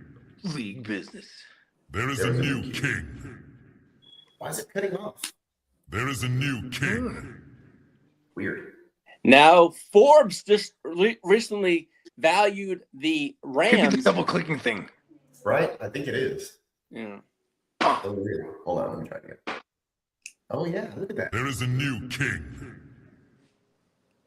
Weird. Okay, I got it that time. Now, the Los Angeles Rams were valued at $10.5 billion. Hold on. You'll never believe this. Just behind the Dallas Hold on. Because then, like clockwork, there's also a female. She always does her little power walks in the morning. And she walks by right now. And it's a double clicking thing. Which, you know what I mean? Could be taken a different way. She was on the phone, though. The time is this God just laughing like this? You just gotta have like a ring camera, and when people pass by, it picks up like you saying something out of context and then them reacting. Real talk, because think about this. It's a sunny day, so I have my garage full open, right? And like, you know, my garage is nice and neat these days, so it's just me in this corner with my desk or my table, and then I got Bones here. You know what I mean? So it's like, you know, and yeah, of course I got the laptop out, but I'm just on my phone, so it looks like I'm on my laptop, just so like no one thinks I'm extra crazy when they walk by, and I'm just yelling. You just have a fake setup to make it look. This guy, he sits there, he's the crazy guy on the block. Now, he yells out inappropriate shit when you walk by, like little weird innuendos. If you just read into it, That's hilarious. I love that. Now, Forbes came out with their it's like list. clockwork. If I see him every day, they see me. They're like, this guy. Now, Forbes Every day. came out with their list this morning of the valued franchise, and the Rams came in at number 2 at $10.5 billion, just behind the Dallas Cowboys. That's weird. How do they do that without any fans? Yeah, I don't know. I don't know how it's all. I mean, well, I thought about this. It's definitely the TV contract still, and now with the platforms like Netflix and others, they're selling off individual games and rights to games or to rights to exclusively broadcast games, right? Oh, okay. Mm-hmm. So like, you know what I mean? There's So everybody in LA who's like, I'm not going to the game because of the stupid traffic. Yeah. Now, and that's why some of these international games have actually had quality teams traveling around versus like, oh, let's send the Browns to Europe to play the Jets. You know what I mean? Like the Browns don't deserve a European vacation. Hey, they don't even send the Browns ever, huh? You send the Browns to Latin America, bro, or like, You ain't lying. Calvin Johnson is expanding his marijuana dispensaries to help former players. That's why I'm on record. I got to smoke a joint with Calvin Johnson and me, Hess, and Calvin Johnson, and then everyone flooded into the room. And then because that was the whole thing, is he doesn't like smoking in front of people. You know what I mean? He's very discreet. So it's just cool that I was with Hess. Hey, we're gonna go smoke with Megatron. Well, Ricky Williams. Shout out to Megatron, man. Well, Ricky Williams. I got a video of us. Ricky Williams says he estimates 70% of the NFL uses cannabis. Come on, man. Shout out to Ricky too. I estimate that Ricky Williams is probably correct. And I estimate Ricky was high more than 70% of the time when he was in the NFL. And the Dolphins in 2026 are projected to have a win total of 4.5. You know what's crazy is I'm the person that will argue marijuana usage for these players is a performance enhancing drug, bro. Yeah, you don't have to take pills for your pain after the fact. It helps you relax, de-stress your body. I think it helps with recovery. Now, if you're in a good way, like performance enhancing in a good way. In a good way, like it helps you relax. But at the same time, it's like detrimental for like your lungs and all these other things. So I don't see why the NFL for all these years were thinking it's like some sort of performance enhancer or whatever. Like they don't ban dudes for fucking binge. I mean, I bet you if you're a quarterback and you're locked in like hella high, you just the game slows down for some people. Like I'm the opposite. I can't perform like on those kinds of substances. I had friends who'd be like, I got into like flow state, like I'm in a zone, I couldn't miss a shot. Like that shit never happened to me. I was getting tired, my coordination was all stupid, I was goofy. So I would wait till after the fact, but I use it more as like recovery. You know what I'm saying? Yeah. I'm sore as hell. I need to go to sleep because I'm amped up because I took a bunch of pregame drinks or whatever and all, stuff like that. Smelling salt. Aid in recovery. Night before games, definitely. Cheaping all day, getting to bed early, getting a good night's rest. So rest is a big part of the recovery process, in my opinion. That's a fact. It helps you relax and relax more than cannabis.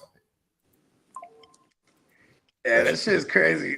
Thinking about it too, because I'm just saying, man. Look at what's that? Flash Gordon, man, 1,400 yards with Shanahan and Brian Hoyer throwing the ball. Well, we were speaking about the TV deals. They say the next wave of NFL TV deals is expected to shatter records. Yeah, they're probably gonna get into now you're getting into the tens of billions. Because like the last time around, it's gonna be like 6 billion or 7 billion every time they add a week. Every time because think about that. How many games is played on a week of football? Like if there's no one on a bye week, right? It's a lot. Yeah, right? Quite a bit. So now when you start adding more, of course, especially during the end of the year when all the teams are playing now and they already went through all their bye weeks, those extra weeks, that's why it's inevitable that it gets to 18 weeks, because then that'll be a 20-week season, because then now you're going to 2 bye weeks per team. And you're adding like tens of billions per week now. You know what I mean? It's gonna happen. Yeah, it's gonna happen. Right. When we talk about the magnitude of what and that's what's crazy. Like billions used to be like in the 90s, he's like a billionaire. Oh shit, this guy's a billionaire. It's like insane. Like $100 million oil tycoons were like already crazy wealthy back then. But see, now it's like that's like nothing compared to you know what I mean? the type of money that they're playing with these days, bro. They're playing with some crazy money. Like, think about organizations. There's some organizations that are only worth like $4 or $5 billion, right? But look at the deals that they're striking though for all 32 teams to be broadcasted. They're getting like, you know what I mean? Shit, 20, 30, 50 billion dollars on this go around. Anywhere from 30 to 50 billion more than the last go around. That's insane. It is, but we shall see. But as for the news, that's all I got. Yeah. These sound effects be killing me. Here in the streets, everybody.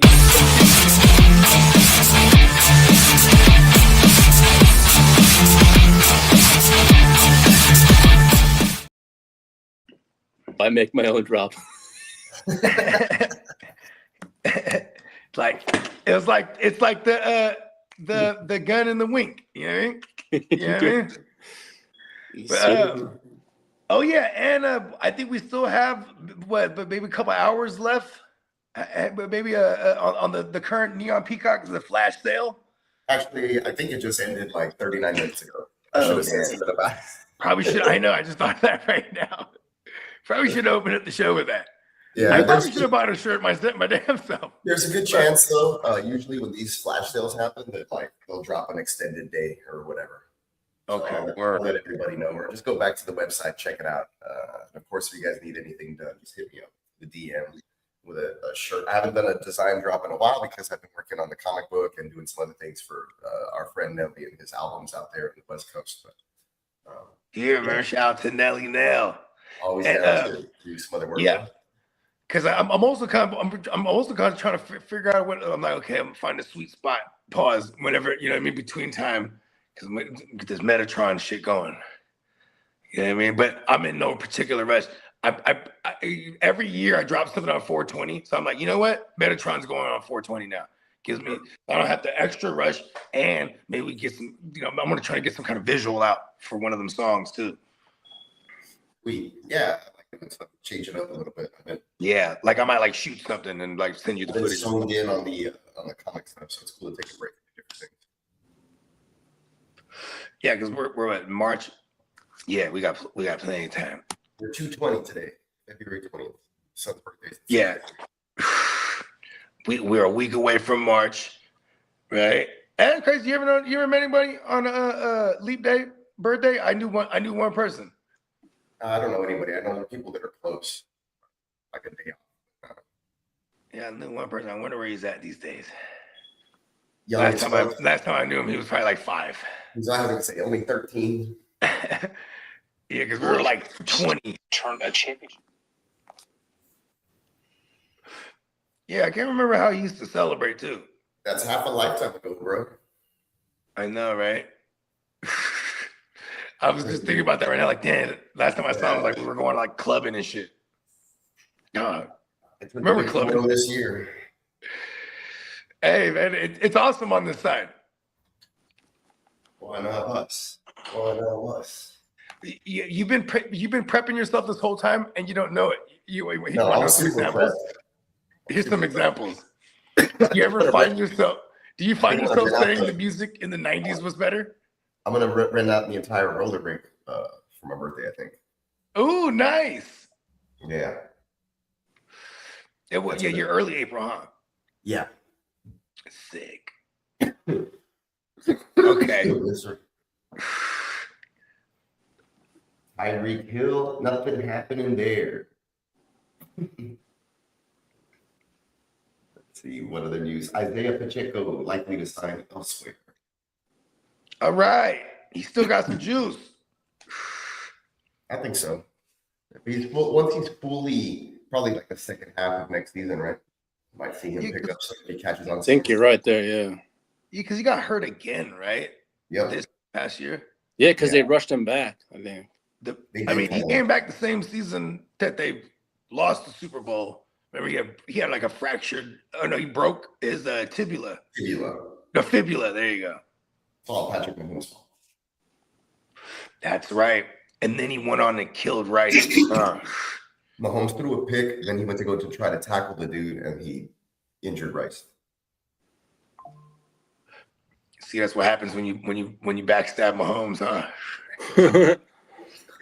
I run this shit. Man, that pissed me off. I had Mahomes and Rice in one league, and I had Rice in another, and he was starting to tear it up. I was like, yes, excellent. And then I hung on to him all. Then I hung on to him forever. He was on fire. I'm trying to buy Rice in a bunch of spots right now. Was it Rice or was that Pacheco that he did that too? Shout out to my man Silky Johnson and Nice Guys. I'm trying to send him Bucky. Well, I'm starting with Jacobs because I'm just trying to see. Like, let's see. You know what I mean? See where this takes us. Here's Jacobs, and let me see if I can go ahead and get Rice somebody. Pause. Then I'm willing to go to Bucky. Because then I think Bucky might actually get the conversation going. But I'll dress up. He's a Chicago Bears fan. I might throw Money Gang and Jacobs to get a Rice because it feels like an overpay. But I do have like a good amount of running backs there. So I might be able to do that. I need to buy another receiver. I made a mistake in trading JSN and not Away for the World before he blew up last year. I know it was like London and a bunch of bullshit. I'm mad at myself. I was still one of the best teams. Oh, I'm so mad. I hate Sam Darnold. That one I didn't mean to say out loud. It's just, but I'm glad I did it. I hate him. You feel better. I went into my house. I hate storybook stories that aren't in my favor. I mean, even though it was, I was like, I don't know. It was a really shitty Super Bowl if you weren't a Seahawks fan or like a Bills or even just a division of a fan of anyone in the East for the AFC. Yeah, or just anyone or the generations of fans who just hate the Patriots and don't ever. Let me give a shout out to Myles Garrett for he gave his woman a ring at the Olympics. He's an engaged man. Oh yeah, I saw that. Yeah. What's her face? Kim, the snowboarder. Chloe Kim, the snowboarder. Oh, that's cool. She's an Olympian. Yeah. That's he did it right after she finished her race and dropped to his knees. Interesting. Oh. Hey, you know what I mean? He got listen, they're set for life. He's probably the happiest guy who plays for the Browns. He says it all the time. It doesn't matter how they do. Yeah, he's just like, fuck, I'm getting 40. You know what I mean? I know my worth. Getting paid. He's getting paid his worth and then some for what he does on the field. But then also he's this record setter now. And like, I wonder if now he starts saying, look, get me up out of here. You know what I mean? Because he's also been really quiet until he wanted to get his money. And now it's really like, you just let pay me. I want to stay here. It wasn't like, get me out of here. It was like, pay me. All right. This just came out about 2 minutes ago. There have been no conversations between the Chiefs and free agent Tyreek Hill per Andy Reid. There's nothing happening here, and there may not be anything happening at all. Yeah, they moved on from that. Yeah. They got Xavier Worthy. Here's the thing. Tyreek in his prime is, you know what I mean? He's Xavier Worthy right now is probably as fast as Tyreek right now. Oh, for sure. Tyreek in his prime was 4.2. You know what I mean? That he was no one was like the cheetah. So you know what I mean? Like, no. I think for what they're trying to do, they already got that with Xavier Worthy and Hollywood Brown. They'll probably retain Hollywood Brown before they would bring Tyreek at this point. I think you're right there on that. Yes. Yeah. Not the greatest human being, allegedly. You know, a lot of things too. That doesn't really help your cause either. There's gonna be teams that'll overlook that though. I totally see any of the other the Chiefs, the AFC West, any of those teams as a landing spot for me for Tyreek, just based on like him trying to spite them. You know what I mean? Yeah. Strong correlation with your Mike McDaniels over there. Yeah. That's a real legit landing spot, and that would be awesome. Just someone to routinely stretch the field, like, or potentially whenever he plays, it would be the end of the year. And I don't know why. listen, I don't know why you don't want QJ, but like maybe you don't want to pay him that type of money, but he's gonna get. I'm not saying I want to see what he does this year in this offense. That's what I really. You don't have to pay him this year because he is a first round guy. Yeah. So is this year 4 right here? This would be going into 4. Yes. Okay. QJ, that's funny because he was like that first year. It went, whoa, no, he hit that rookie wall. Nothing in Dynasty. No.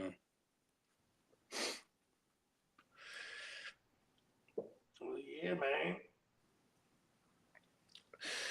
I think that'll do it. We can go ahead and put a bow on this one. Yep. Nice and it's nice and sunny out here. It's been raining like crazy. You know what I mean? So, watch out for those mosquitoes now. Yeah. No, you ain't lying. I got them sprays. That's not if there's standing water. Go get your hands on some of those donuts. If there's standing water or a ditch goes in that ditch, they kill all the eggs. Oh, word. Yeah. Yeah, you know what's crazy? I made a point to have I don't have any real vegetation in my backyard. It's all artificial. Yeah, it's nice. I like that. It's a good touch. Right. I cleaned out everything in my alley. Word. But yeah, I do want real vegetation for the house though. I want to get like all my neighbors have great landscaping, but I took out like most of the palm trees around the area too. Like they were just old and I was scared of like big fire hazards too. No big palms, falling and hitting vehicles and stuff. Yeah, that's probably a good thing. Those things are they don't look good after they're like 30, 40 years old. They were already getting there. One of them was even like rotted away in my backyard. I had to have it fully removed, like the stump and all. But I think I remember that. I think you might have like a little some footage of it. Those were cut down, and there was like a little stump or whatever. But the neighbor took care of those. Oh, that's badass. He has the equipment. Well, like they were. I don't know. He got somebody to do it, right? Like I can actually see it on my ring where they used to be. Let's see if I can pull that up. There you go. So, there used to be a bunch of trees up here, and it was impeding when I leave my drive. Right there where those stumps are. Yeah. It's that light pole. And then there was a tree right here where there's a space, and it was all rotted and ugly, and it was messing everything up. So I cut that one, and now I can see my neighbor next door, like when they pull up or they're doing something. Oh, nice. Yeah, the line of sight is clear now. But they cut down 3 of those palm trees that were up there, and then I cut down the tree that was on the other side, and that thing was like dead and like going into the street and dropping stuff. So, anyways. Yeah, I grew up with one of my neighbors had a bunch of them joints, and it would just be all in our backyard and shit, and it'd be like they're like shards of bark, like the way they shed. Yeah, and then they fall from super high up, and those things look small from far away, and then they land and they're gigantic. For real. Hey, that shit is crazy though, because them motherfuckers. When I would go to Hawaii and I go to the little luau house, and they go get the coconuts at the top. Them motherfuckers will run right up them joints, all the way up to the motherfuckers. I guess that's a coconut tree. Yeah, well, I showed you guys that video, like when I'm driving home along the park, it's just like 40 palm trees in a row or whatever. The city goes out there and cleans those and maintains them. Those were transplanted too, you know what I mean? Oh, for sure. Transplants. They were put there in the 70s or whenever. Those motherfuckers are, I don't know, 3-4 stories. Well, they wanted to make it look like it was tropical. Well, it is like, tropical. oh, look, it's really hot. In the area, there's a lot of palm trees down here naturally. You know, we're from here to the beach. That's all along the coast and stuff too. So crazy. You think Florida palm trees, but Texas coastline has quite a bit. I know. That's exactly what I was thinking. Right? Like, oh shit, I never thought of that. I'm thinking Texas. I keep forgetting that South Texas. Where the church has, there's cities around here called Palmhurst, Palmview. My church is called Palm Valley Church. So oh shit. Yeah. Down here, like when you're coming in from up north, once you get down past the checkpoint, you start seeing palm trees along the highway, and you're like, okay, we're in we're getting close to the water, the Valley of Palms, or like back home here in the Rio Grande Valley next to the beach. So yeah, because like Galveston and Houston have their beaches, Corpus Christi has their beach, but nothing's like South Padre Island down here where we're at. And then of course you go a little further south and you get like the Mexico beaches, which are super dope. People travel out there and internationally to vacation. That's got to be one of the GWN drafts. If we don't do Vegas, we got to go down there. Yeah, man, I have a cool little Airbnb that I like to rent occasionally, so we could chill out there. That'd be pretty. That would be badass. It's a pretty good little spot, man. And yeah, the water's nice. The food's great. People are a little more relaxed out there. You could definitely blow some tree and just be a little careful, right? Not just be all, but Yeah. People do it all the time. Allegedly. Allegedly, yeah, exactly. No, yeah. If ever anybody's here or around the area, can definitely show them what's up. Like it's different. He's like in a whole other country. Really, it's a different part of Texas. He's like in the concrete jungle of Dallas Fort Worth. It's like, yup. He's in. That is kind of crazy. It's like city. Yeah, super duper city. City slicker.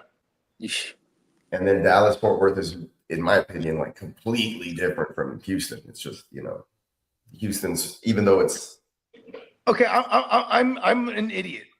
In an attempt to become a genius, I ask these dumb questions, right? Like, so in Dallas, it's like, what businesses are over there? Like, it's got to be the hub for like something, right? Like, like Austin's becoming like one of the hubs for like tech shit. You know what I mean? Right. What's in Dallas? Like, not too sure, man. It's a lot of landowners, businessmen, corporate. Agricultural tycoons, probably too. Probably so. That's my guess. Not too familiar with Dallas. I know I have like a lot of attorneys I deal with out there, and all those just guys, a lot of Japanese businessmen that are in. All those guys still always wear a suit, and like everybody else in Texas is like jeans and a sports coat and a cowboy hat. So it's really different vibes in Dallas. I think Dallas tries to be like New York, like Chicago. New York. Yeah, like this, metropolitan. Yeah. I did have a friend who lived out there, and he did computer programming. I used to go out. So they got some tech shit out there. Yeah, I used to go out there and visit him. He worked for Dell.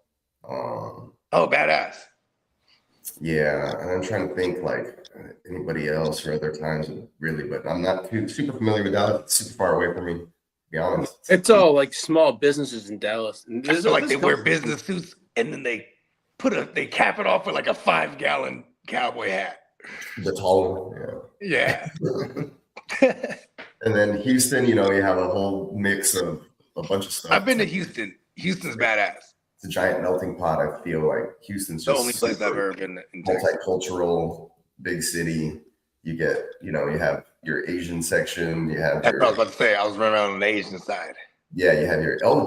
Turns out my homeboy Miles from my church.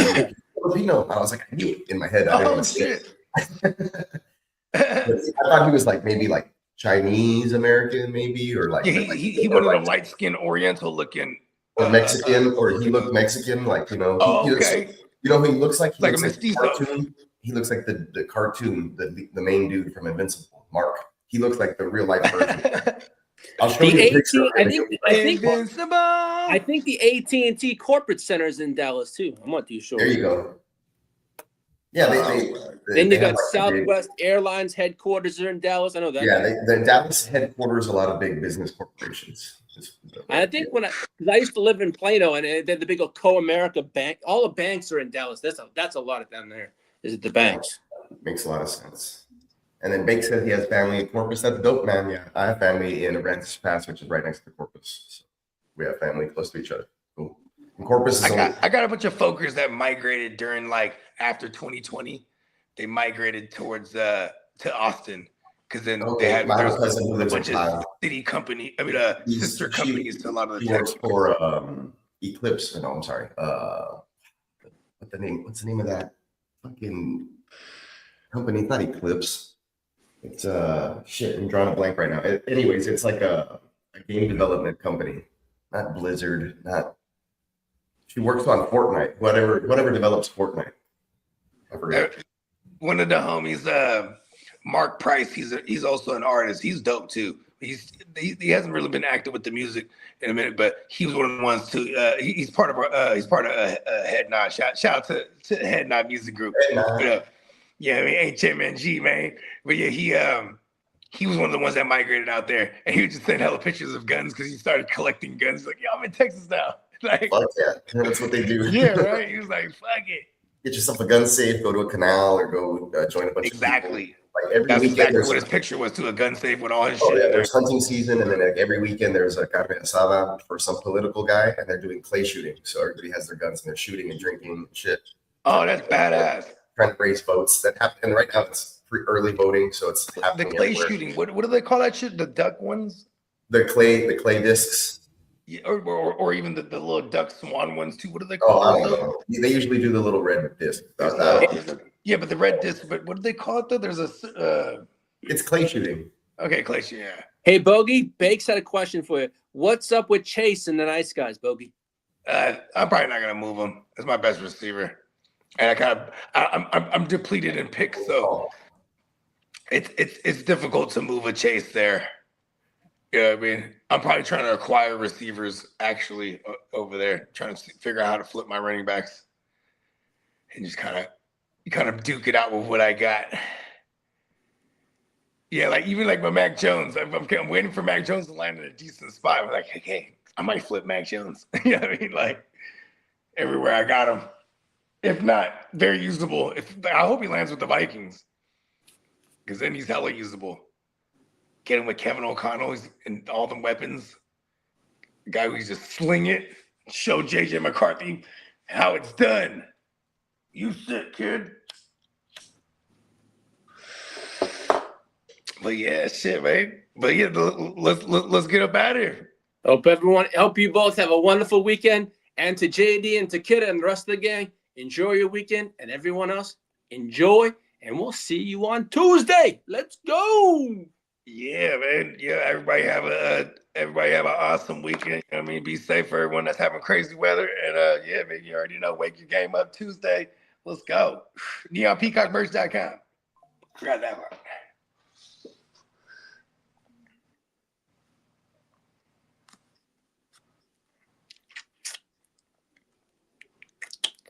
All right, Peacock, you have a wonderful weekend, buddy. All right, man. We'll close it down. Yeah. I had a work call that I missed, and I was like, what the hell happened? My phone was on silent. No, all good. All right. Appreciate everybody for hanging out with us for this week. We'll be back on Tuesday, obviously, with another Wake Your Game Up. But in the meantime, make sure you just keep your eyes peeled for any time we drop something. You never know. Yeah. Peace. All right. Appreciate everybody, man. Peace. Peace.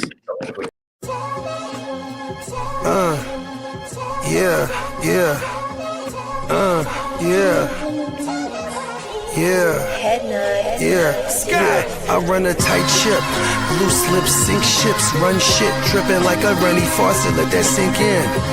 Table full of bosses at the meeting, double crosses, and we gon' have to toss you off the deep end. Baller blockers, they tryna block my shine. Solar eclipse, I'm a mobster and a doctor. I prescribe your daily fix. From the tech mecca, we lit, we see chips.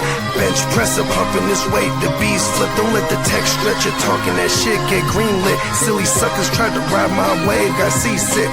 How I'm living, counting this chicken, we out eating. AM to the PM every day, carpe diem. Yeah, I'll tell you about that money off top, boy, gotta feed somebody. Look, I don't know nothing except make more money. If you ain't got no money, then you ain't nobody. Money is a religion, righteous cause for sinning. Riding for the cause, we've been down from the beginning.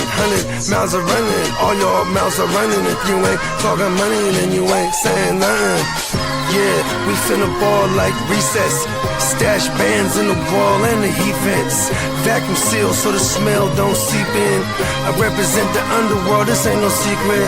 Stay 10 toes down, both feet pressed. Duck the alphabet, boys, cover up my feet prints. They know my name, I'm heavy in this game. Knee deep in this thing, I ain't just get my feet wet.